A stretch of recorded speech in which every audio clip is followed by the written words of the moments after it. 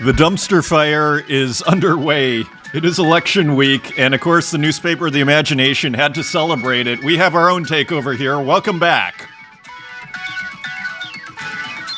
Artist Journal, November 4th, 2024. Screaming into the unknown. Called this microphone in front of me. My name's Adrian Pocobelli, and welcome back. Massive show note. I got the regular music back. I was tempted. I was like, maybe I should keep the 2-minute music intro. Kind of adds another flavor to the whole. You know what it does? It adds unpredictability. Because the unpredictability being, when will I turn down the music? And it actually could add excitement to the intro. Massive show note. So I go to, I begin my journey to Bangkok through Munich on Wednesday. So the show, this kind of season, so to speak, is, we had a good run there from, I think, mid-September. Where are we? Start of November. So this kind of, I've realized these are seasons that I'm kind of putting together here.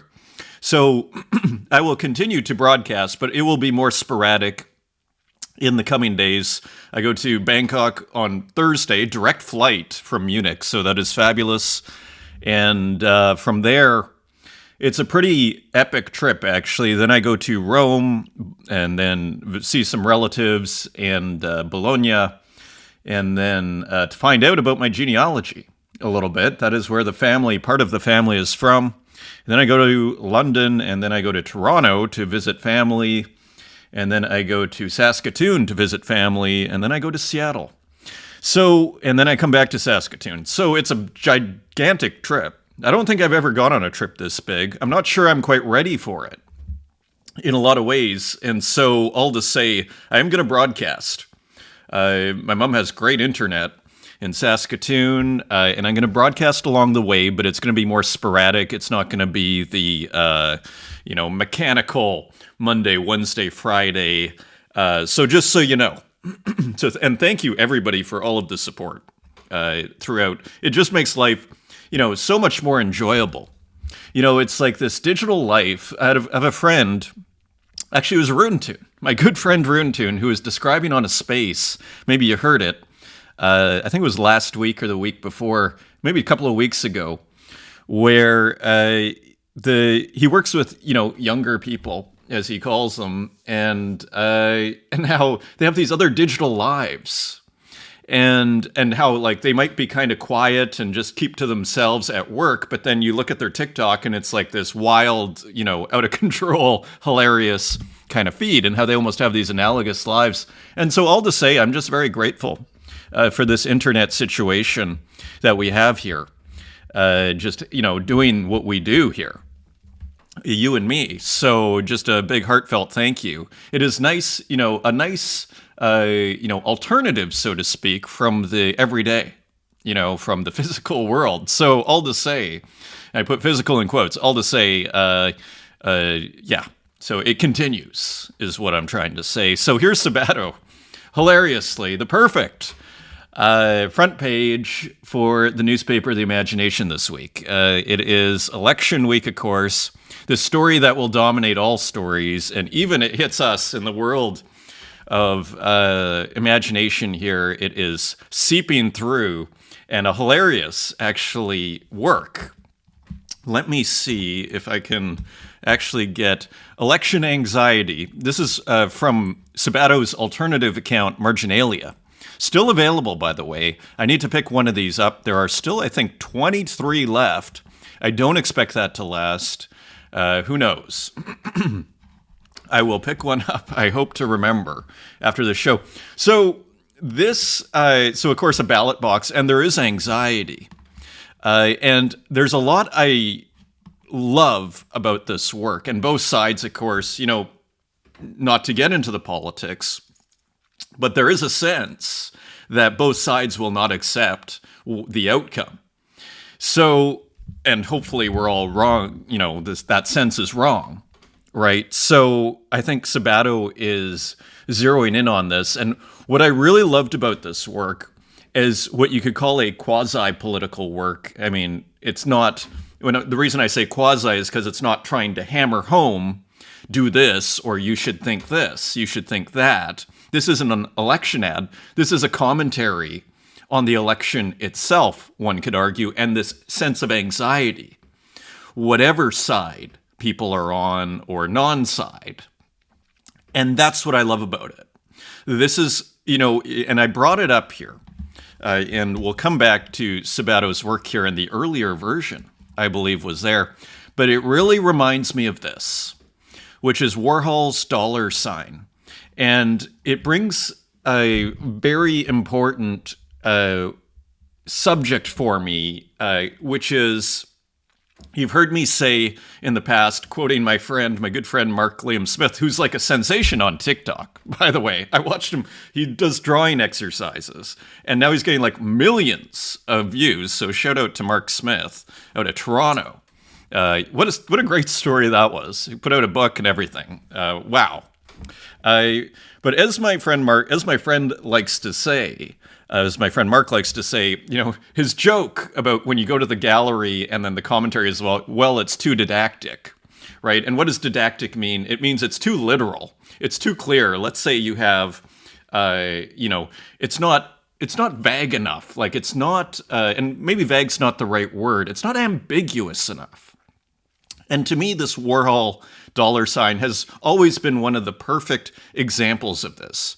Because is this a celebration of capitalism with the dollar sign and of money and materialism? Is it a criticism of capitalism and the dollar sign and of money? So is it a celebration? Is it a criticism? Is it neither? Excuse me. It's unclear. It's ambiguous. This, I would argue, is not didactic. And this is, bringing it back here, this is the great move, I would argue, Sabato did here. He kept it ambiguous. There's no sense of, again, it's not didactic. It's not literal. It's not, otherwise, where's the poetry? And, this is, sometimes I call, what we do in the art land as a kind of meta-politics. It's not like, there can be the left-right, entering into politics. You think of Diego Rivera, right out of Mexico, kind of had left leanings. You think of Dali, who is probably more conservative, right? So it does seep in, but ultimately, I would argue, and Dali wasn't overly literal about it, I would argue. Say Dali putting the portrait of, the head of Germany during World War II, that little portrait, in there, one could argue there's ambiguity in there. It's kind of doing the same thing here, which is it's not saying good, bad, as the surrealists, say. Like, we have no kind of, it's not about giving a kind of didactic or a moralizing to the crowd, which is something, it's worth saying, that you often see in the museums. We remember that comment, I believe it was Absurdity, I think, if I remember right, or I think it was them, I'm not positive. Excuse me, someone was commenting, how going to the museum, they feel like they're being preached to a little too much. And again, this is why I like this work. And who knows if Sabato intended it that way. But at least for me, that's why I love this. It's not preaching, right? It's more going into what I would argue is the meta of the situation, which is the anxiety around the election, right? It's going around the sense of like the world's, like, the stage of the world will be looking on at what is, the world will be looking on this election stage. I'm sure it's almost on every adult's mind in the world, right? It's the biggest show in town. And so what I love about this again is it kind of zeroes in on the iconography, the voting booth, and I think there was even a story around there were burnt ballots or who knows, or so, and kind of zeroing in on this anxiety around, the politics, the being a fair election, right? And this whole thing. And I love that. So all to say, Super rad artwork here by Sabato. Now, just a couple of things on a formal basis I want to look at here, which is, first of all, it looks like a little figure here, and I don't know how much this is based on the actual election ballot drop box, official ballot drop box, if there is even one. I think there are. But I think Sabato seems to have anthropomorphized it, turning it into this little kind of robot machine where this is almost like the eyes, so to speak, of this little robot. Interesting color with the gray and the pink, which I think is super interesting. We see kind of like E-Boy in the stars of the flag here. I think the flag is actually rendered beautifully. I have to say the light, the hard color here, the hard contrast here between the light hitting this ballot box and the other side that's kind of dark, almost to the point of it being metaphoric. Just really cool. And again, adding almost a touch of humor, if I'm not mistaken, by almost making it look like a little robot, right? And then, so again, kind of transforming the whole thing into this almost, again, giving it personality, almost a portrait of our anxiety, right? Or of the world's anxiety, right? Around this whole, election. Right? And it's almost like the anxiety, it's captured by the uncertainty and this whole fairness, whatever side one's on. So very cool. Interesting gray. I guess it's like a cement type floor. And then here, the gradient at the background. And of course, the smoke kind of burning here, this robot on fire. This is us to a certain degree. Capturing the moment. Here beautifully, only $5.95, edition of 44. And what's cool here, and of course I follow the great Sabato here, it's ballot season. So this came out, I think, a few days earlier. So you see kind of a window as Sabato was kind of massaging this work, right?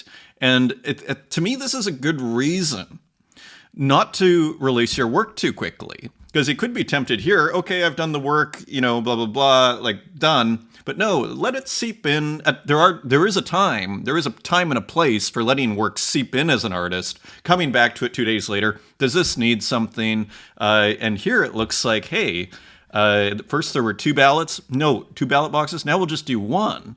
Maybe the, flashing light here in what looks like the robot eyes, what I'm calling, but which is really the place where you put your ballot. Maybe that needs to be developed. Maybe it should be on fire, right? Maybe we just need one, and maybe the color in the background could be slightly more saturated. It's ballot season, so just very interesting, and to see the works in progress like that. So, wonderful way to get started here. So thank you, everybody, for the support. Last episode, the great Kurt Hustle Collective. And I love how I can just put all the old videos as we scroll down here. Let's go to the comments. Human Boy vibes. Human Boy, excellent episode as always. The artists in this scene never cease to amaze me.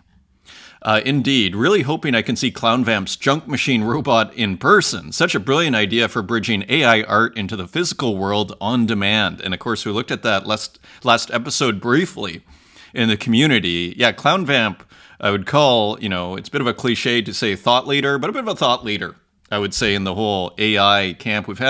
I think I've had Clown Vamp on more than any other guest on the spaces, and every time it's just a great show on the latest on AI, among others. So great to hear that, Human Boy.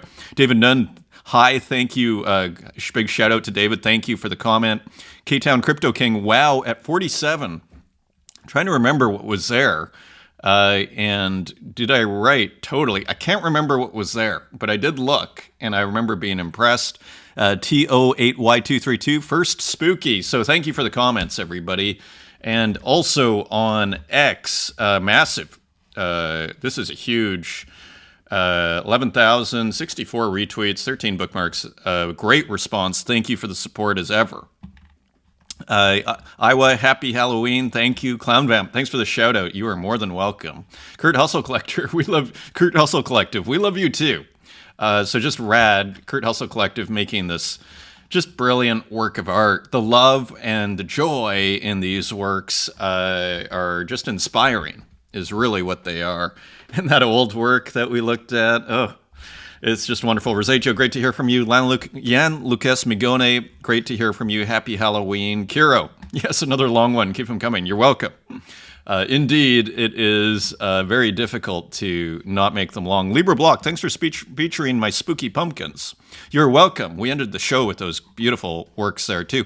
Walk, great to hear from you. Kells, great show. So many fun and beautiful works, especially Loved But True by Denise Kormaz. It is indeed hand-drawn. Okay, excellent. Thank you for clearing that up. And yeah, I think we looked at least one work by Denise Kormaz last show. Ex-Mortal, awesome to hear from you. Great show, Adrian. Great title, too.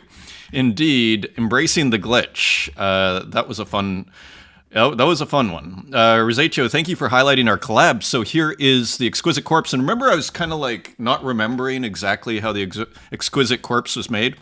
Well, look at this. That's right. We did the Exquisite Corpse digitally.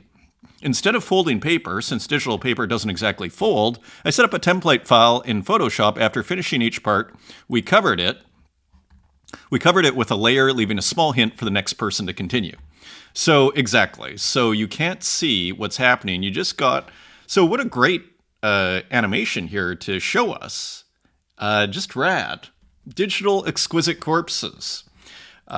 Just more reasons to love what's going on over here. Venta, thank you, Adrian, for a wonderful highlight of my work. Yes, you are correct that those who collect the digital painting will get the AI version airdropped to them for free. Very cool. And so that's good to know. Venta doing very cool experimental work there with AI and digital painting. Seti, great to hear from you. Universal Reality, always great to hear from you as well. And Kyle Wiles, the glitch must be embraced.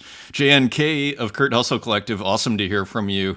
And Dario De Siena of Super Rare, love how you go deep in the details of every artwork. Really great to watch. Awesome to hear from you, Dario. Great to hear. And Vahid, thank you. So thank you everybody for the comments and support. Also, jumping in the community very quickly here. This is pretty rad. I thought Art Commission needs some trash art, so I don't know. So it looks like it's like an image of these game cartridges, and the label has been changed here. It's kind of a cool, would you call it a pastiche or kind of intervention, shall we call it? Nice work there. Ernesto Ash with a couple of abstracts here. This is one of ones, which are 100 Tezos on Tezos, on object. Cool abstracts, minimal color, 3 colors there, generally, red, white, and black, always a nice combination. Tornado Rodriguez, to answer Pocobelli's question about how I make GIFs of the processes of my works, it's like this: saving an image every time I make a change I feel is relevant. So super interesting. I think I might have brought this up later as well, actually. So how cool is that? Showing... so basically taking a screenshot. So really, being conscious about it, right? Which is kind of well worth your while as an artist. We saw, Sabato putting the work in progress. Again, I say this to myself as much as anybody else. It's such a great thing to do because it just opens the world. It gets people interested in your art. As I always say, work in progress is basically the best marketing artists can do, because it's really inviting people in. People are fascinated. It's like my friend, again, Mark Liam Smith. People love watching people draw. It's quite a thing. So it's just gets people interested. So great to hear from you, Tornado. Thanks for sharing. Petarel, Ambition 1. So cool, minimal, abstract, pixel art piece with a little bit of texture in the background there for good measure. Thank you for sharing interesting color. And Nahid, thank you for sharing. That looks almost physical. That is on Tezos. Cheerful Woman. Doesn't that look almost physical? It's getting hard to tell if it's digital or physical work. I think this is physical, but it is getting increasingly hard to tell, interestingly. Centero, Jaguar Tech, digital collage, every element of this composition. It's called Kansas. Everything was taken from the Atlas of Human Anatomy and Surgery. Wow. by J.M. Bougerie and N.H. Jacob Lincoln comments. That is cool. I didn't even, I'm reading that for the first time now. I saw the image. I was like, I'll read it on the show. That is cool. Creating a landscape out of anatomical diagrams. Very nice. Very cool. Is this minted? And if not, when and where will this be minted? There it is. Object. Shall we quickly look? That is so brilliant. We're going to take some time here, just a minute, and look at that Bridget, New York City listing. And is it sold out? It is one at $890 and sold out at only a Tezos. So maybe a newcomer on the scene. Let me make sure to follow Centera. Okay, so that's an older work. More where that came from. I would just make an entire body of work around that. You could just take it beyond landscape too. Because you know what it reminds you of? I always forget his name. I want to call him Pontero or something, but that's not right. The artist who makes the faces out of fruit, right? Famous, Renaissance artist. And so this is just a great substitution. Speaking of fascination, we fascinate over the body. And the internal, it's just kind of, Ballard always called it very rich, kind of imaginative content, so to speak. Acid Reindeer, thank you for posting. Very interesting combination of mark making and square kind of pixelation and what looks like graph paper. Martin Joe, GM, and happy Halloween to Martin Joe. The very cool, and there's the ghost, the Halloween cup. So very cool work from Martin Joe as ever out of Argentina. Fatime, thank you for sharing. Kind of looks like Procreate paintings. These look more digital, don't they? Interestingly. Andre Summer Blues, Digital Exquisite Corpse, got 6 editions minted. So here, one of the three artists here, there's Rennie Fish, there's Rosacho, and Andre Summer Blues. So very cool. They look great, don't they? So just pretty awesome. Libro block, and there we are. We are through. And there's the Clown Vamp Junk Machine for those that are interested to know more. It's in the community. So thank you everybody for sharing. As we go into the wider world here on ArtNet, really interesting. Just more as we try and get a picture of what's going on out there from an art perspective. We have the art detective, Katya Kazakina. The LA art scene was booming, and many of you who are in the contemporary art world, you'll have heard of LA from the last 5 to 10 years as being like a big hub, kind of a really great place to be, because it wasn't always like that, traditionally seen as the greatest art place. But in the last, let's call it 10 years, it did kind of get that reputation. So it was booming, and now galleries are suddenly closing. At least 10 galleries have shuttered since 2023, and more may soon. And those are probably major, well-known galleries is what I would assume, because I'm probably more than just 10. Los Angeles has been a major source of optimism for the art world in recent years, with dealers flocking west like a new gold rush. Megas like David's, Werner, and Hauser and Wirth have been making big bets on the city, and enterprising smaller outfits have been opening too, but some have found the situation on the ground to be trickier than they had hoped, especially when galleries are tightening their belts. With alarming regularity, galleries over Tinseltown have been closing, reducing their footprints, or decreasing their programming. Hiatus is a frequently heard word, taking a break, and there's an expectation that more spaces are set to shutter soon. Artist Amir Fallah, who I think is on the blockchain, by the way, noted on Threads last month that several galleries had closed. He was just pointing out that many galleries were pumping out shows and selling tons of work during the pandemic. They were getting a lot of attention at the time, but the writing was always on the wall, growing too fast, raising the prices of artists too high, and only focusing on transactions and not long-term artistic growth for the artists they represent. Yeah, it's an interesting question. This was brought up, was it Evelyn O, who was saying, when I was being too hard on galleries, like part of the gallery's job, one could argue, is to foster the talent and everything. I think that makes sense, that there should be this long-term artistic growth, but only from, a gallery is a business like any other. And ultimately, if you're not making money in that business, it will eventually, decline and disappear, right? I mean, one would think.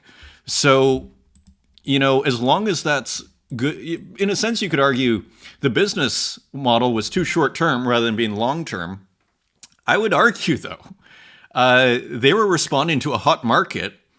And once the market kind of got unhot and cooled off, maybe the best thing to do is just shut down. I mean, there's no sense trying to, from a purely business perspective.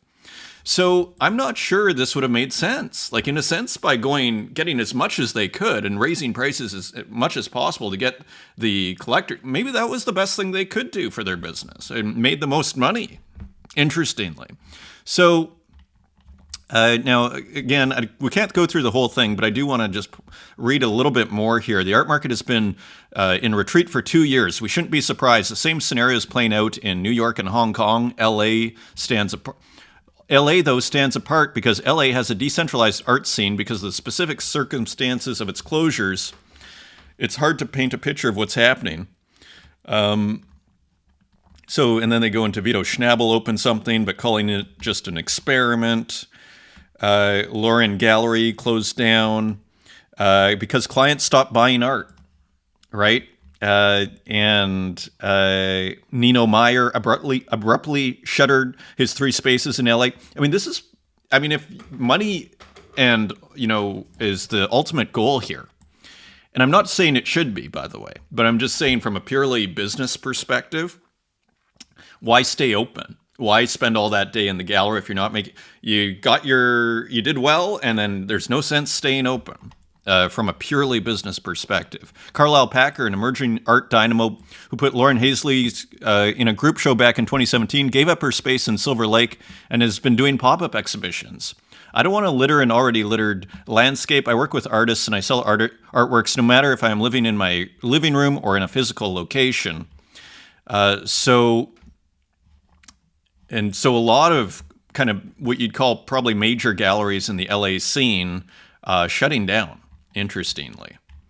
And so just kind of fitting another puzzle piece as we kind of come to understand what is going on out there. Here's an interesting quote. Bill Powers, whose New York-based Half Gallery has been staging exhibitions since 2022, said he will suspend LA programming till next spring. Quote, part of the reset right now is refocusing and consolidation.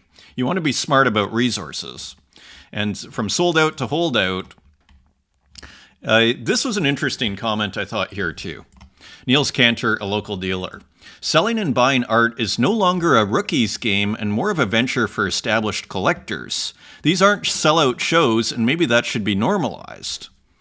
So, yeah, and Stephen Simkovitz, a pretty well-known art personality, said he estimates that top-tier galleries are seeing a 25% drop in revenue. On average, it's 35 to 40% decline, and the really weak players are down 50 to 70%. Quote, there are a lot of closures that are quiet, people moving into smaller spaces. You're seeing a consolidation of square footage across town. You're just seeing a contraction. Business is bad. This was interesting, too, finally, relating to the crypto NFT scene.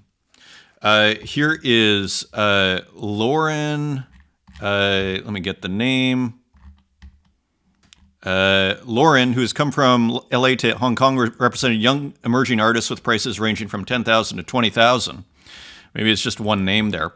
Here it is. Quote, everyone stopped buying at the same time, he said, referring to new collectors who made money in crypto and NFTs, which both crashed at the time. Quote, after months and months of zero sales, we decided to close both spaces. I lost so much money. Interesting. Now, remember the article that was in Bloomberg? It's not the artists, it's the market. We looked at that maybe a week and a half ago. Maybe there is something to be said for that. I kind of lightly criticize that in the sense, but put it this way. I think what's happening, part of what's happening is a market issue with, less speculation.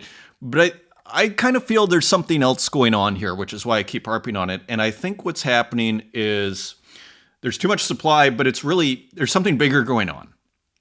there's like a secular shift in contemporary arts. People are bored, is what I would argue. And there are huge exceptions. I saw a great show on the weekend. I saw a couple of great shows. 2 great shows. Captain Petzel and Nagel Drexler both had fantastic shows. So I'm not saying this is all terrible.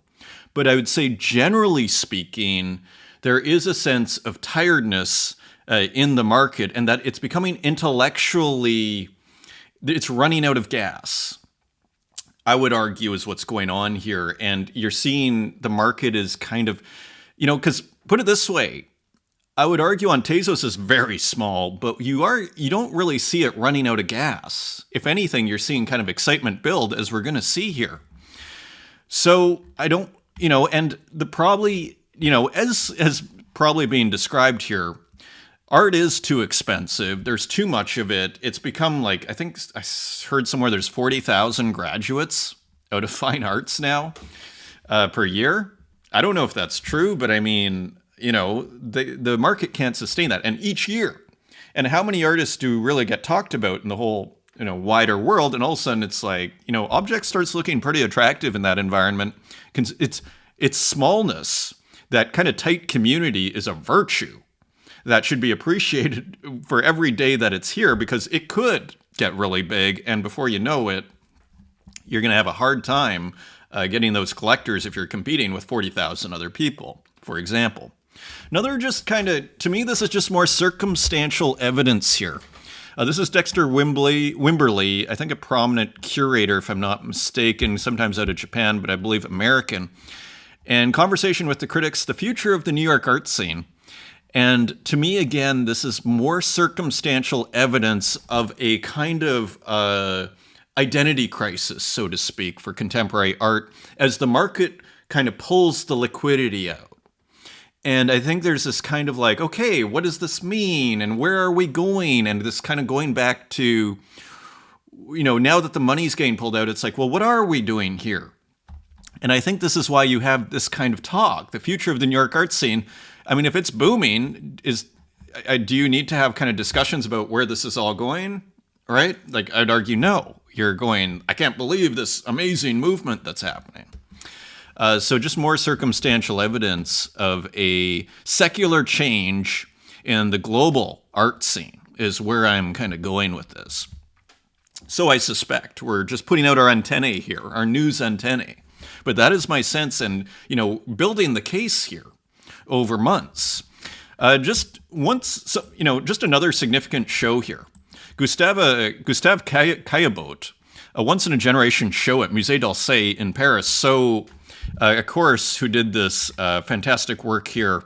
One of the, I don't know if you'd call a post-impressionist, a collector of the Impressionists. And this is, donated the collection of his basically his Impressionist friends. Here's more by Caillebotte.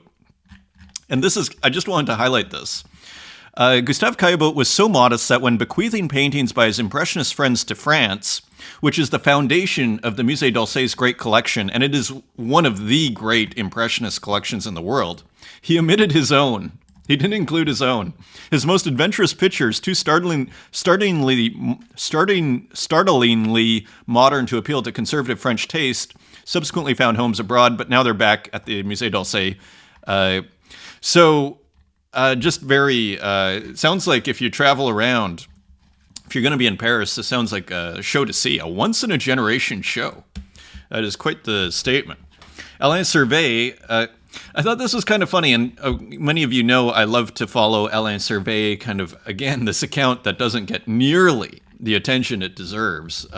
This great commenter on contemporary art and just all things interesting. Ariel Budik even manages to make old masters exciting.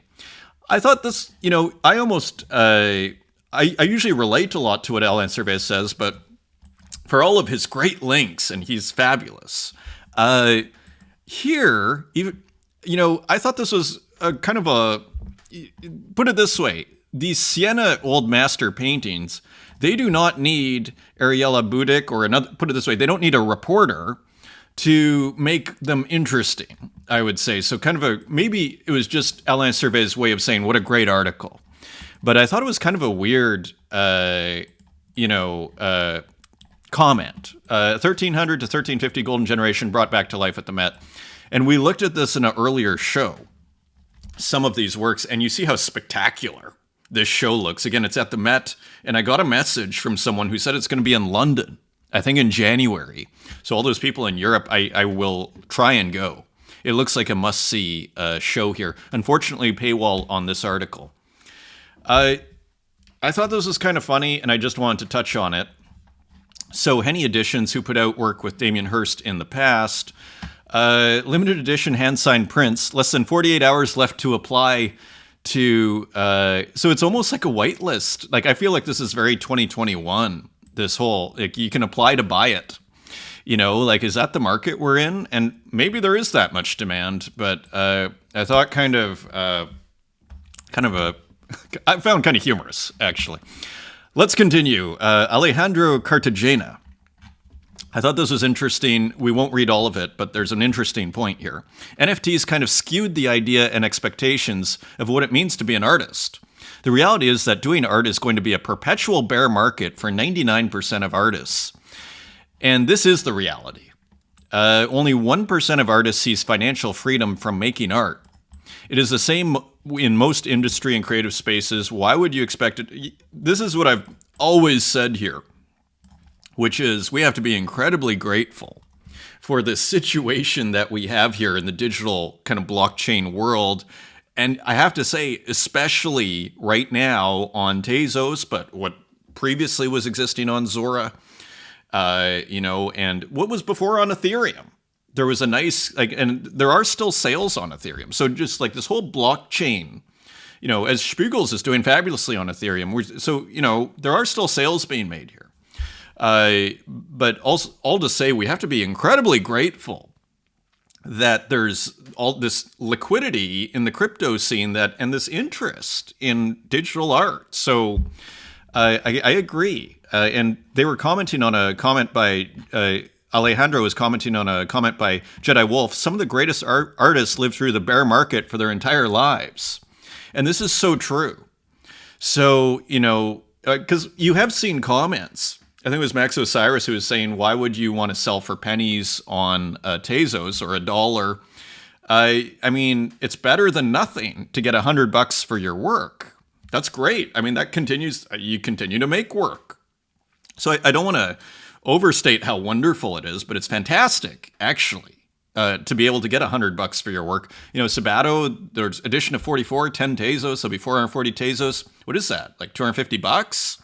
And he will sell out, right? So, I mean, that's pretty good, right? And it's like, that's probably going to put out 2 or 3 other works this month, right? So let's continue. Woman NFT sold 300 Tezos in editions in the past 10 days. Art on Tezos is the alpha. So again, bringing in probably like $160, $70. Fantastic. I mean, this is real money, right? And sometimes it gets even better. So congrats to Woman NFT. Amadon. Art on Tezos will probably be that thing which wasn't valued enough at the time to warrant your attention and will seem stupidly obvious in hindsight that it should have.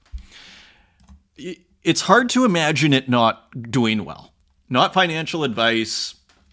But when you think of the quality, the interest, and importantly, the consistency and dedication to art making that is here, we're seeing artists that are here for years, right? And we're seeing them evolve and get better and push their craft and doing it in what I'd call a fairly new medium in new ways, talking about making a relevant art. At what point does that, become worthless? At what point is that where it's not? And I would argue it's just, surprisingly small is how I keep describing the scene. Like, you might think an edition of 44 by Sabato is really large, right? It's like, whoa, 44 at 10 Tezos. When you think of a global art scene and what could happen here, and look at the play that this got, 33,000 views here, 131 tweets. When you think of the amount of people that could end up collecting Sabato's work 10 years from now, especially if he keeps going, and he will, I venture to bet he will, or they will, Forgive me. I'm sure that, that's, is that only gonna, is that not gonna appreciate? Who knows? Maybe the blockchain gets killed. But I'm just saying, I totally agree. Object.com, to our incredible Tezos community. The crypto world has its ups and downs, but we're here for the long haul. Huge thanks to the Tezos Foundation for their support. So I'm not sure if they got some sort of funding. But my understanding right now is the Tezos Foundation, which has gotten a mountain of criticism over the years, sounds like, perhaps justifiably. I think they finally, my impression is they've got the message in the last 6 months, maybe longer, but maybe around that actually, the front end to their blockchain is really object, as I like to call it, and that, they have a wonderful thing going on right now on their blockchain. And could, so I think they're starting to really, so I wonder if they, basically gave Object some support. We're proud to be part of such an innovative space with all of you. Get ready. 2025 and beyond is going to be amazing as we scale up our team and offering. So I don't know if Tezos Foundation, I hope they are, because they really should be making sure Object, they should be pouring in investment really into that. So, and there's HB Lovebucks. Awesome.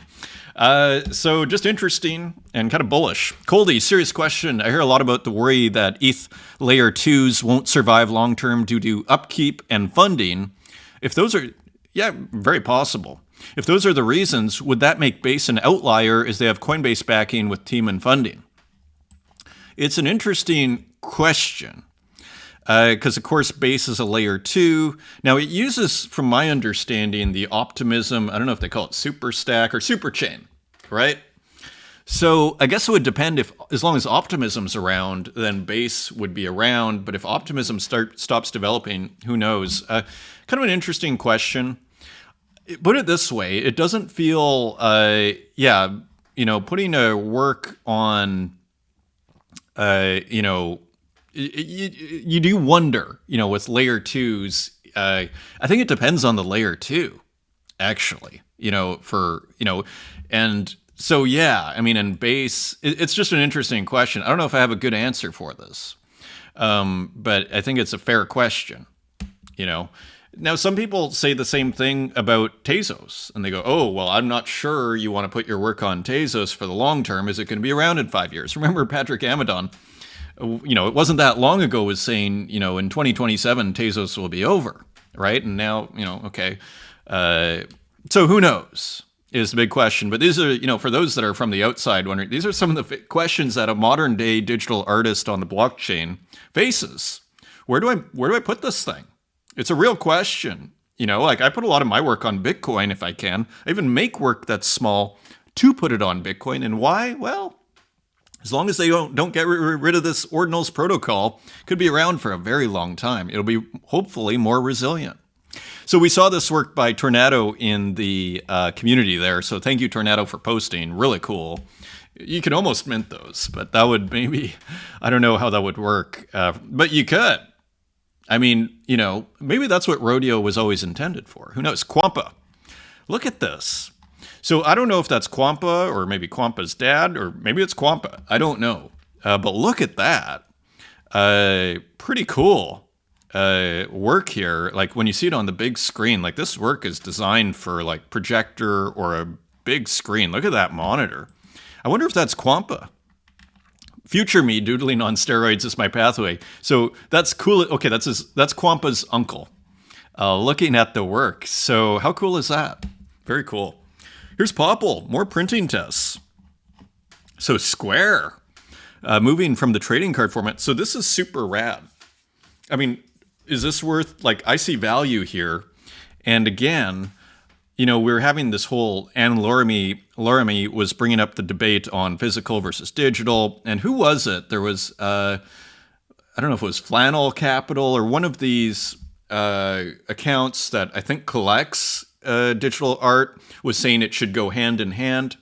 I see this as a different artwork here. Like, I think if Popple wanted to sell an edition of 20, let's say, of this work that was previously minted, I don't think there's anything wrong with that. I think it makes sense. The digital, if anything, I would argue it maybe even increases the value of the digital being kind of the original medium where it came from, right? And then all of a sudden it's like, oh, and then here's the print. Maybe like, I don't think they should have to go be sold together. And look at how beautiful they are. This dithering, I imagine, I wonder how this was done. Is this on black paper? Because it sure looks like it. So how do you get white on black paper, right? This isn't, put it this way, this is not inkjet, is it? Are these screen prints? What is the printing process? More printing tests. Very cool. Can't wait to hear more.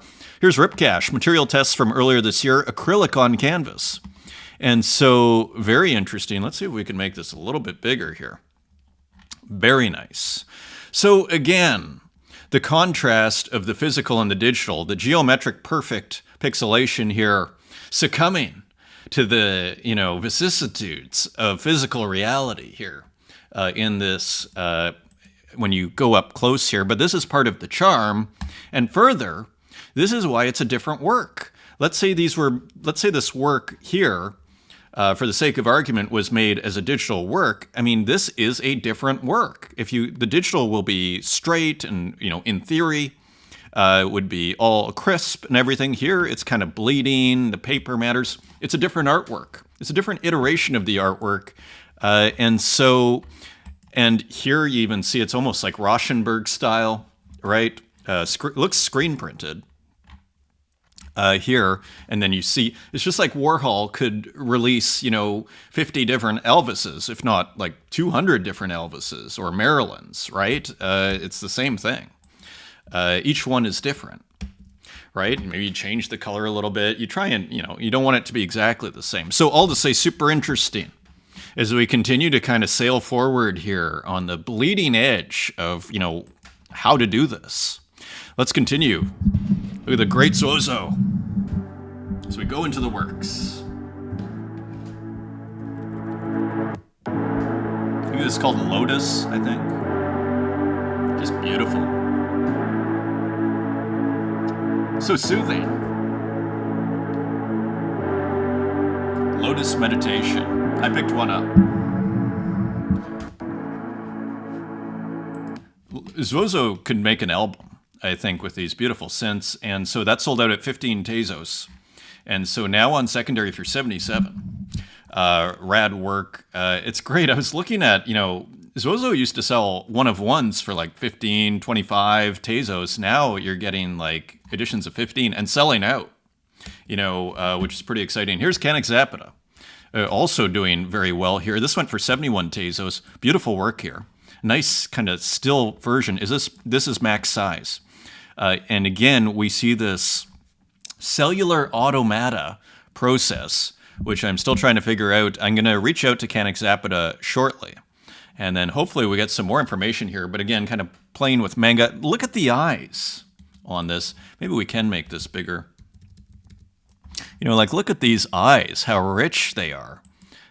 Here we go. And so just very interesting, beautiful textures here from Canik Zapata. Here's another one with some Greek writing. Automaton is, I believe, the title of the show in Greek. Ancient Greek, I think. Image made with a Python script. So another work in this series here. So these are doing fabulous. And adding some GIF. That's a PNG. Is that a PNG? Maybe it's a GIF.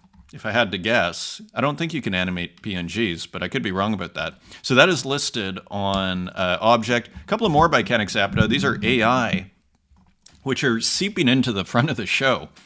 When you start combining all of these techniques here, Mom and his sister, a Civitai output blend with other outputs in Midjourney, animated with Python. So again, just super interesting textures here. We're seeing this kind of degradation, so to speak, of the pixel, which is kind of beautiful. And it's not kind of, I would argue, in a weird way, I'd say it's not easy, even though it is. Put it this way. There's an appetite, I think, for this, imperfect pixels. Sometimes you can see it through AI, sometimes it's through processing, different ways and everything. Anyway, beautiful work here. Mom and his sister, a nice portrait. Walking with Friends. Here's another work, which looks like in the same series here. And again, these kind of pixelated figures, almost cutout figures in a kind of landscape here. Edition of 1 and going to Unknown Collector for 35 Tezos. Here is head number 5. So that is October 17th. So maybe, I'm not sure if we've seen this one. And so I think they called this, Spiegel's called this Tezos Night. So this is on Tezos. Again, this is a multi-chain PFP series, so to speak, with an old retro TV, very carefully done with made with a lot of care, 100 Tezos at auction. And check this out. Rugged Kingdom, doing fabulously, 12,000 views, 73 retweets, Spiegel's, with a very fun work here. Columns, grids, just playing with elements. It almost reminds me of Dan Control. It's like he probably already had the column ready. Maybe if I repeat this, make a grid. Even the carpet, the rug may be from somewhere else. Almost looks like a magic carpet to a certain degree, the way it has a life of its own. This is on Tolo Gallery, I think. So interesting. Or maybe that's the people who collected it. Here's Cat the Poet Engineer. Kind of interesting here. As you see kind of text and image, it starts with number at the top and text, but you see these different variations with kind of what looks like a script animating it. Just kind of interesting, and I have to say, I love the name here, Cat the Poet Engineer. It really does look like engineered poetry. Very cool. Enigmatrix, train station, rush hour, 85 people, 13 missing. And look at that. You wonder where this is from. It kind of looks like facial recognition or person recognition, and then these are maybe the people that aren't recognized. So then maybe, it's kind of creepy, isn't it? Like, makes you wonder, like, is this what's going on? It probably is. Like, it probably looks like a real, kind of sourced image. So anyways, interesting art. ASCII, great ASCII artist, Enigmatrix. And putting visual ASCII on the train, pretty heavy, a lot of work on this one. So very cool work there from Enigmatrix. Here's another one, ASCII shoes, beautiful colors here. And again, the ASCII covering, visual ASCII covering the shoes, and then some text, kind of numbers and mathematical signs, shoes modified by ASCII elements. Looks like there's an intervention there of a certain kind. ASCII shoes by Enigmatrix. Here's Yuri J. What looks like, I think it's from, at first I thought it was a coffee, but I think it's from a bathroom. Yeah, you see here, it's like a bath. And maybe this is a hot bath with the water kind of steaming here. It's kind of what that looks like. Maybe that's a shelf with products. So beautiful work here from Yuri J, and that is 100%. A couple of others posted on X from Yuri J. So kind of looks like a pan, right, or a pot in the kitchen, and you see the doubling here. And this is a work in progress because, as you see here, this looks like perhaps it's further down the road. So again, very interesting to see how artists kind of, the work in progress develops, maybe maybe this is earlier, because there's the second one, maybe got rid of the second handle there. Hard to say. Just different, it shows that with a digital artist can really release like 10 or 20 different works based on their work, right? Opens up a whole bunch of, interesting questions. Here's Hasdrubal Waffle PCB. Love this work here. What I love about it is it kind of has a game board feeling to it. And it's playing with probably some sort of stamp that comes from one of these games that makes this kind of Joker clown figure. And then just different textures, but it looks like almost like it's maybe a video game or a board game. It has that structure. So very nice piece here, nice texture. Just makes it look so easy. You wonder if this is pasted in. I do wonder that to myself, but maybe not. Maybe it's just different brushes depending on the software. Very cool. Here it looks like a different software, one imagines. Different ratio here too. And again, just kind of beautiful textures. These are both on Rodeo, by the way. You can get them. And 91 doing quite well, actually, on Rodeo here. 91 minted on that one, 62 on that one. So I picked up both of those. So cool work here. Kind of looks like a frog down there. And what was the title? Cosmic Pessimism. So more humor. This was great. Uxine, who of course I follow, Impossible Spring. So doing some flowers here. Here was Impossible Spring number 1. And here, Impossible Spring number 2, cool combination of different kinds of brushes and renderings. Here you see kind of 1-bit rendering in the kind of negative space here on the shadow, but then here you see a larger brush. It pays to combine, all right? Back to the power of combination, so I love to call it. Here's Impossible Spring number 3, so kind of a different kind of series here. From Uxine doing flowers. Of course, with Uxine doing flowers, there'll be crying skulls here. Or skulls, I should say. So, cool series here. Not sure where it's going to be posted. But cool work by Uxine. Here's Mumbleboy. Can't remember who I am. Love the change in angle here. Kind of adds a real dynamism to the, and just changes it up from Mumbleboy. Very prolific, putting out a work almost every day, it seems like. I talked to Mumbleboy on the Spaces. I think it's like 1 to 3 works a day, amazingly, and beautiful background here with the red and the purple. And it almost looks like a figure if you kind of take a wide-angle view here. Can't remember who I am. I love it. It's almost like a portrait of our inside, inner space, so to speak. All of these fragments, compositing to our consciousness. Can't remember who I am. Great title. Here's Greg Niksumika. Hudson Feels. That's too much. That's too much to feel.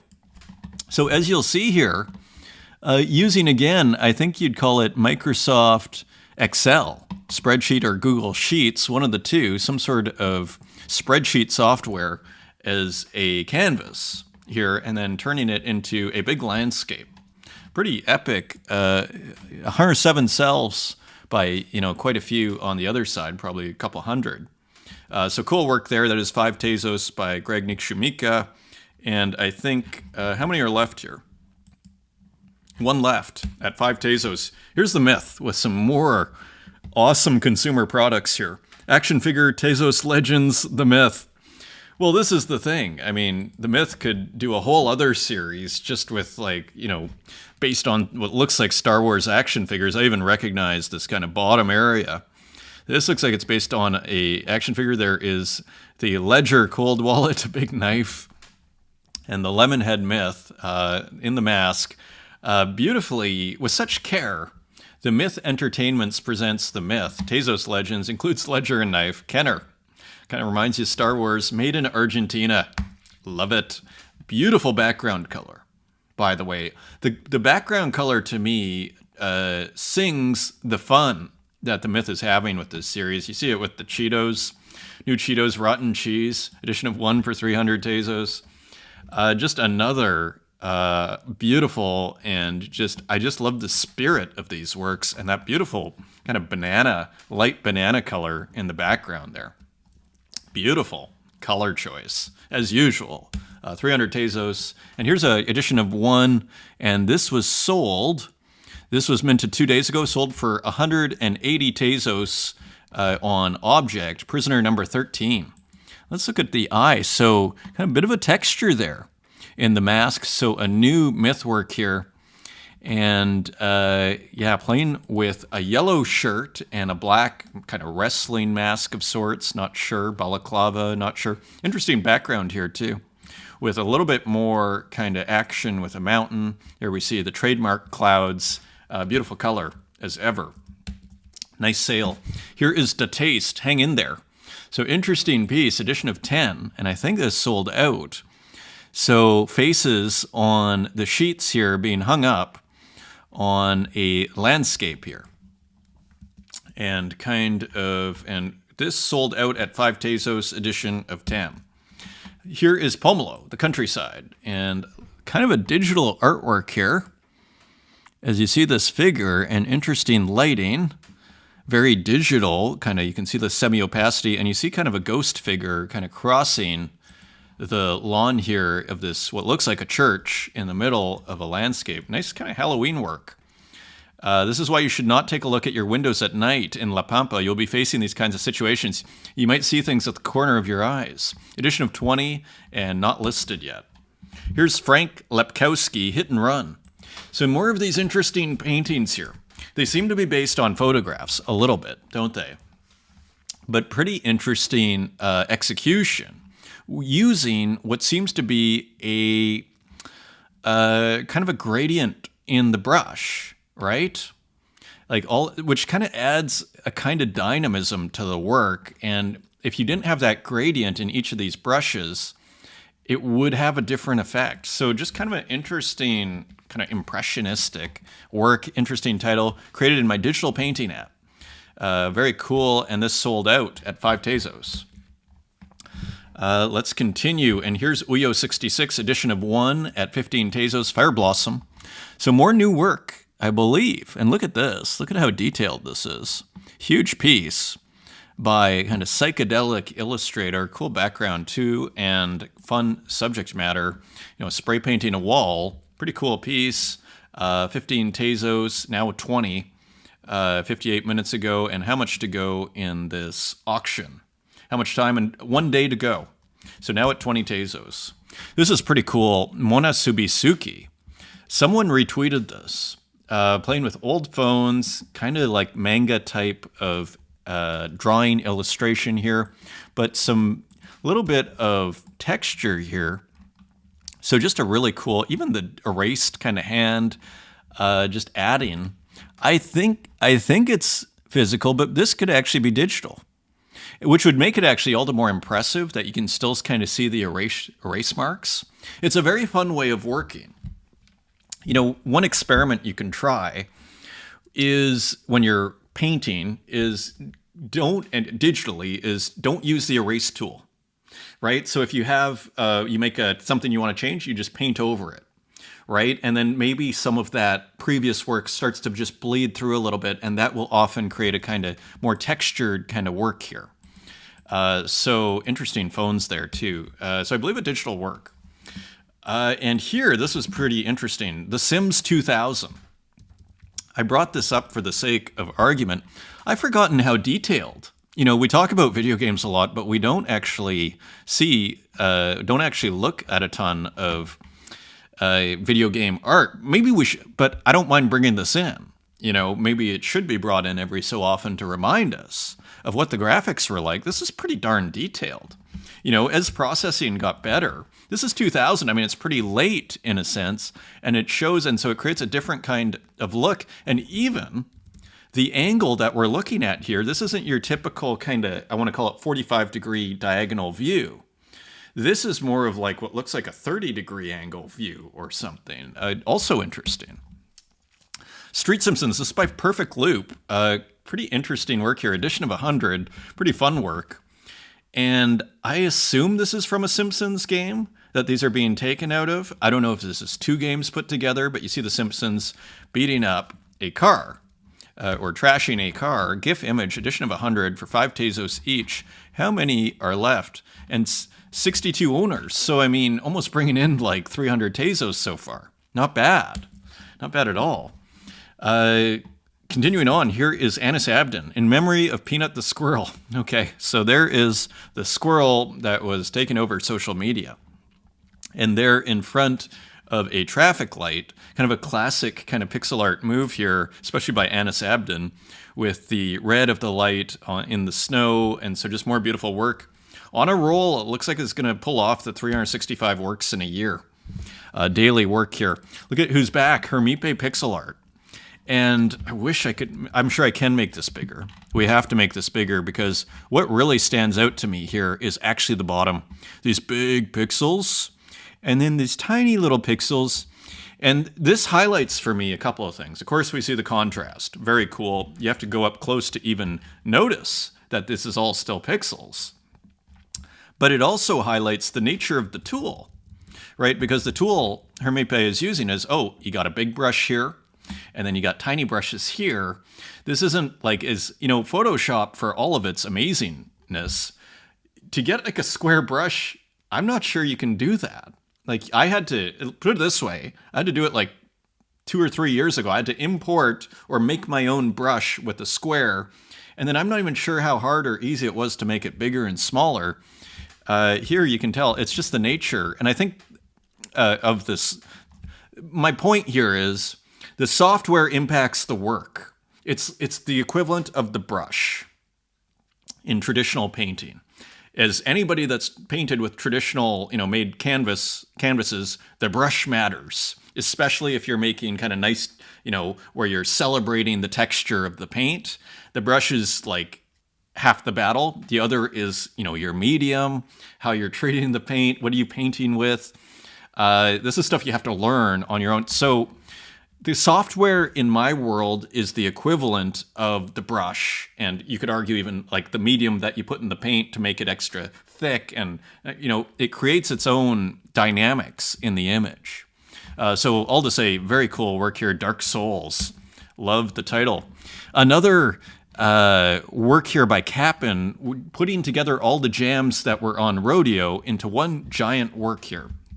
So reusing elements here wonderfully, and you can probably just see them here, all 9, just put together in working with randomness, right? It's like, oh, what happens when you juxtapose these? And you get like this kind of wonderful, collage in a sense, digital collage, and, and a beautiful reusing of the works to make a new work. I think it's brilliant. Sold for 0.123. Wonderful. System Admin, this is by Figments, also known as Cap'n. So a kind of a smaller, simpler work here with kind of classic video game elements, like a portal here, it's tempting to say, but here you have more of what looks like, servers or something, right? A server tower or something. Here's someone who's meditating, and then we see this energy going to the meditator to the servers. Beautiful kind of, and then here, just like this lone traveler with their dog, accompanying dog, very poetic works. Now sold out at 8 Tezos. So again, bringing in maybe 8 times 16, 128 Tezos, $100, let's call it, $90. Nice work. Chemicals, and then doing that other sale with the on Foundation for 0.12. That's probably another $200. This is good. This is real money. Chemicals. This is by Braindead. This sold for 150 Tezos, $90. So here, just cool, like beaker. I guess October is done. And so now, when did this come out? November 3rd. So just a nice, simple pixel artwork here by Braindead. So doing quite well. Like there's a market for that. And nice, beautiful colored gray background there. Here's Spookade by Chaz. So continuing with the video game theme, here's like an arcade game having a Halloween theme. Classic kind of what used to be Hard Hat Mac kind of game here, but also could be Mario's, the original Mario Brothers. Dating myself a little bit here. 2 Tezos 50, 8 minted so far. Let's continue. Figs from Plums, Sergey Delgado. I thought this was interesting because I could be wrong, but this doesn't look like it is simply hit the render button, move the slider, and here it is. I could be wrong. That could be what this is, but it looks like there's, put it this way, it's a nice crop. You zoom in, and there does seem to be some manual work here, but I could be completely wrong about that. Anyway, interesting looking piece, especially when you see the eye here. Just kind of nice rendering here. Here's mech.txt, who of course I follow, Michael Micasso. Look for that burst of energy. So another kind of classical looking work, and again, looking pretty manual, or at least, yeah, it's looking pretty manual, different kinds of textured brushes here, and interesting background, kind of a powerful one. Here, red and blue is the palette that Michael Micasso is using. You see it here too, Eurydice, another classical theme, hand-drawn pixel art. There you go, 270 by 326, and then scaled up. And this is now 40 Tezos, and offers were taken in and sold at 25 Tezos, sold at 25 Tezos on primary. So nice big rendering here for us to see everything. So very cool, Eurydice. Now Eurydice, trying to remember, was that Orpheus's?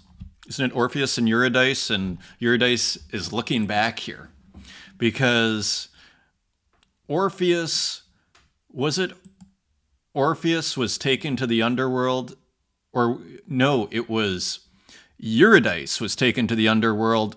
Orpheus went down to rescue her, and all she had to do was not look back out of the underworld, and she would have been able to go back to the world of the living from Tartarus. And at the last moment, she looks back and is taken back into the Shades, the land of the Shades. And I think that's what we see here, is Eurydice looking back, if memory serves. This was interesting. I can't remember who posted this. Someone was posting this super interesting pixel artist here. Kind of has almost a Hermipe feel here, and interesting lines here. Like, is this the? It almost looks like a photo of a screen. Great texture here, and I love the rendering here. Again, I'm seeing big pixels and small pixels. It's very powerful. Kind of big pixel brush and small pixel brush. Tinted. The colors are excellent too. Kind of reminiscent of a retro screen. Here's another one. Momo, Deadly Yucca. So again, almost it's hard to tell if the texture, like these lines, are added after for effect, or if it's being simulated, in other words. Kind of looks like here maybe it's being simulated because they're a little too perfect for a photo of a screen, right? So interesting contrast too of the different technologies. You have the digital with the big kind of pixelation, but then you have like these tiny little lines that almost look like the equivalent of an old TV screen or something, or computer screen. And those contrast, right? Like, it's almost, again, the intention of the brush stroke, but then all the chaos within that brush stroke. You get that, it's like the same kind of contrast, or a similar kind of contrast, where here you get the intention of the pixel art, but then you get kind of a chaotic element here with the vertical lines of the screen not worrying where they match up, right? There's a chaotic element in there. So it kind of creates an analogous effect, I would argue. Nicholas Sassoon, Orbing. Just a beautiful work here. More vertical kind of lines here, which I find kind of interesting. Nice colors and kind of giving a three-dimensional feel. These kind of cycling, there's cycling gradients, but there's also this kind of, and it looks like things are moving, but I think things are cycling through masks. Hard to say. Anyways, beautiful work as usual. From Nicholas Sassoon, here's Gino. Lapse, so a beautifully textured work here. Great color. And kind of looks like a landscape a little bit, but bordering on the edge of abstraction. This is called Lapse, and this is edition of 10, sold out at 5 Tezos. Nice work. Here is Bleak, 2 Mountain, and this is an edition of 13. And here, another landscape using analog video glitch techniques. And here, a bit more of a kind of movie style work here, as you see the camera moving. It's this great textured sky. And here is Ex Mortal, also selling out edition of 15. And here you see, is the water moving? Maybe the water's moving a little bit here, but otherwise a static landscape. But these beautiful lines. I mean, it just feels infinite. The different kinds of glitches you can get in each. It's just a constant source or fountain of novel kind of imagery here that comes out, or effects, or types of impressions, visual impressions, renderings, an infinite fountain of digital renderings of a certain kind from Nightflow. This is Nightflow from Ex Mortal. This is called Nightflow, and this sold out at $17.69, edition of 15. I mean, what is that? That's like $150, if I'm not mistaken. Not bad. Denirus. Here is another work using, I think, analog video, and here it is, edition of 6. This is 4 Tezos. I think still available, as you see the feedback behind the running figure here, and one sold so far, just listed 2 days ago. Here is Kiro times Ranixteer. So cool collab here. I don't think there's volume. And I assume this is an MP4. So again, you see Ranixteer type gradients, Kiro type kind of nice, simple, and minimal video processing. Starting bit of 0.05. Here's Ranixteer posting a gradient work here, just cool color combo.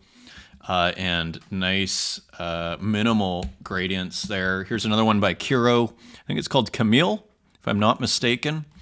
And here you see kind of a different kind of rendering here, often using AI as the source and then turning it into these novel paintings.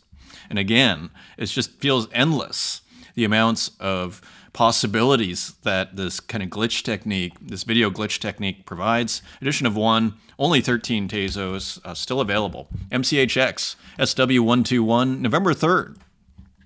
So I'm not sure if this changes over time. Or if this is a still. I think it's a still, but sometimes these will change. Let's see, this is a JPEG, so this will Soft Wind, edition of 10. So cool, very minimal gradient. I don't know if I'd call it a gradient artist, but minimal abstract artist, MCHX, and selling 5 Tezos, selling out, edition of 10, nice work. Santiago Ruao, who of course I follow, with a new work here. Again, playing with these kind of gradient brushes here, making an abstract, almost looks like a tree. But I'd call it an abstract. Reishi Vibes, not sure what Reishi is, that's on Zora. Very cool here. And here's Renki, Doso Kohama, edition of 1. And so continuing to play with the shapes and these cubes, playing with blue. And again, putting out work, what seems like daily work. Here it is. You even see the date, just reminiscent of Picasso there, putting the date in the last, four decades, let's call it, on the artworks. So edition of 1, not listed. Here's Xerox, Cycle Experiment 29. Kind of could be a work on its own. Very cool kind of animated abstract from Xerox, who of course I follow. That is a glitch on X. Human by definition. Here, ASCII loops. So this is pretty cool. And it looks like it just fits whatever the screen is. Here it's square, so kind of a programming. And as you see here, there's all these instructions. RTF, shall we try? R. Okay, oh yeah, kind of resets. And T. Not sure. Could be my keyboard. Could be my browser here. Oh yeah, but we're starting to get different kinds of stuff here. So interesting. What is this? This is an interactive kind of programming work. ASCII loops, collection by Human by definition, designed for generating infinite, seamlessly looping GIFs in dynamic text mode aesthetics. Pretty cool. Nice color scheme. Daniel Todd, Should I Mint? More kind of what looks like kind of generative programming art. Here, and probably lower resolution for the GIF on, probably the original is higher resolution, I imagine, but not sure. Kind of cool. Kind of gives that printing, CMYK kind of look. As we go into the AI, here's Time, the artist formerly known as Santiago. So cool kind of AI machines here from Santiago. Nice border, by the way. The color, and the almost like a peach here, but then a nice peach down here. Nicely done. And here there's, of course, I follow Santiago. Here you see the whole series, beautifully laid out here. Very nice series. Such a prolific artist, great artist. Here's another one, Early History of Car Parts Art, Feeling an Engine Might Have, edition of 5 for 25 Tezos. And here is, you can see all of the detail. So interesting AI art series, great negative space, beautiful color in the background, really well executed. And 3 gone at 25 Tezos each, Mr. K picking up 2. Nice work. Skamra, Early Autumn Woods. And here we are in AI territory. Again, stable diffusion, textures, and just a beautiful, look inside a forest, a scene we're all kind of familiar with. Almost looks like autumn. With leaves on the ground, but then I guess the leaves are green here, so hard to say. Early Autumn Woods, edition of 10. Did that sell out? And sold out at 333. Nice work. Here's RJ with a few works, and we get a window into RJ's process here. Here is kind of an AI, what looks like an AI animation, right? So life is a glitch in time, reboot, and then we go here, and then we see, oh, here's the processed version. Right? You will not reboot. Life is a glitch in time, and then here, kind of more digital pixelation, shall we call it, a different kind of texture.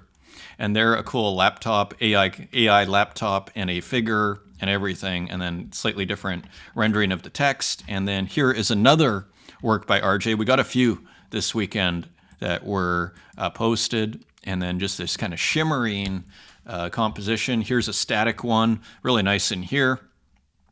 in the plant, and kind of looks like a figure maybe doing some stretches, some yoga, or something. But again, just great textures here. In the plant, the figure, the architecture. And here, this one is animated. And again, so you see just different textures being brought on, maybe bringing that into stable diffusion, perhaps. And then you get a couple of different renderings, 3 or 4 different renderings, turn that into a GIF, right? And here, another work. So lots, it's a different kind of feeling work, and these kind of stripes almost looking like poles, but maybe just the artwork itself, just pulling across this figure here, gives a nice poetic effect, interesting color. And another one, RJ tripping and falling, this one much more digital, we could say, but perhaps based on AI source.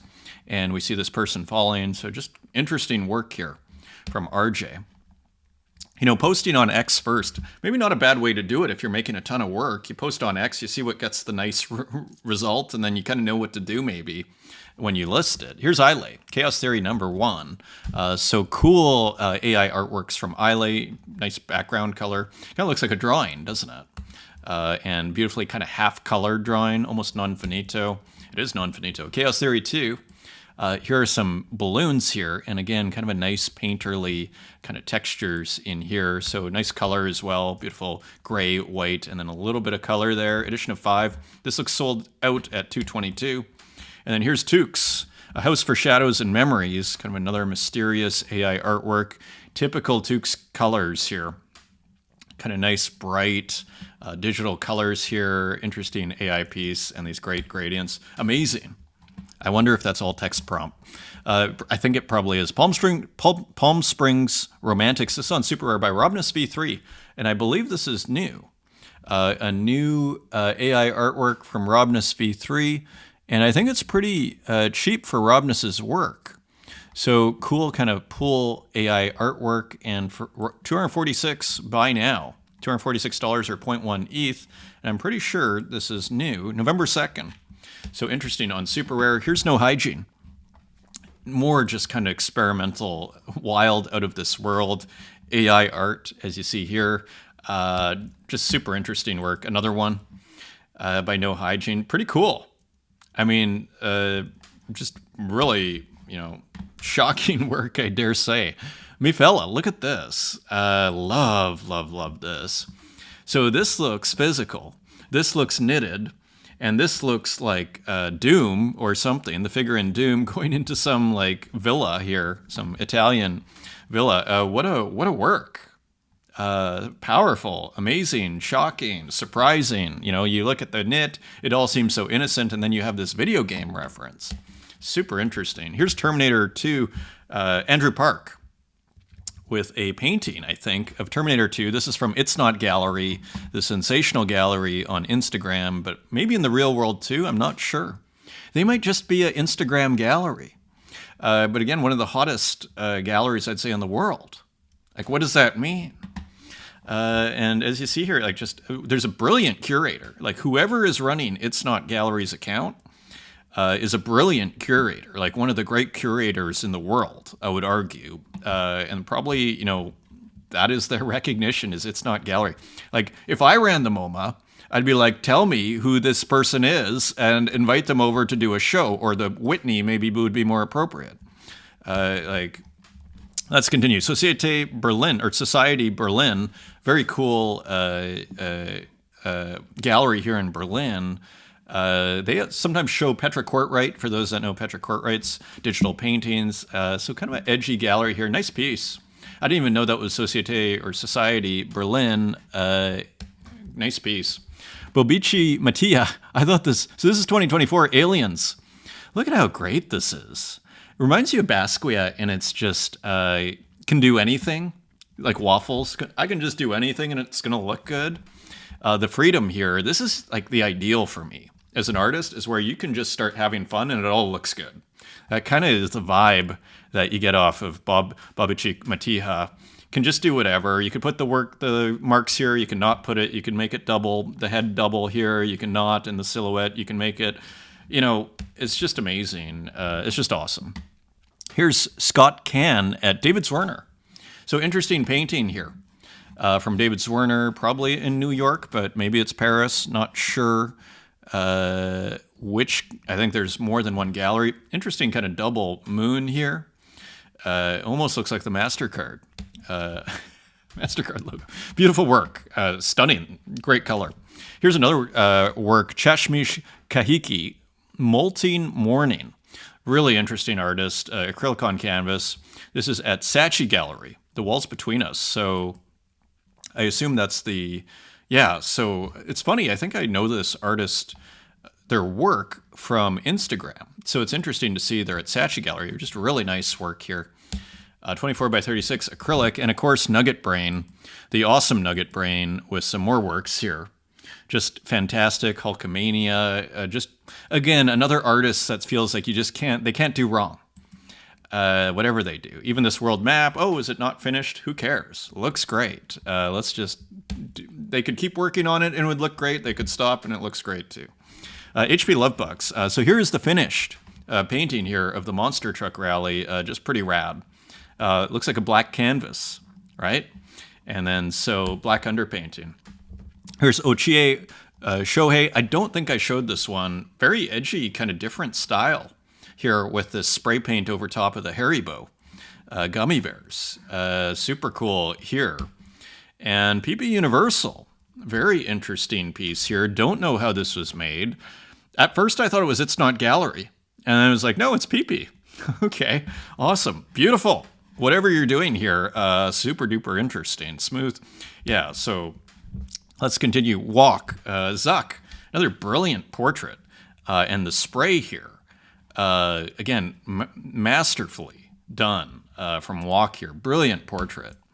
And that is your show, my friends. So shows will be sporadic from here. I'm going to be on a train on Wednesday during the normal space. So things are going to get sporadic. Let me get settled in Bangkok. And so this is probably the last show for the week. I will try and do a show early next week. Thank you for all your support. And until next time, take care.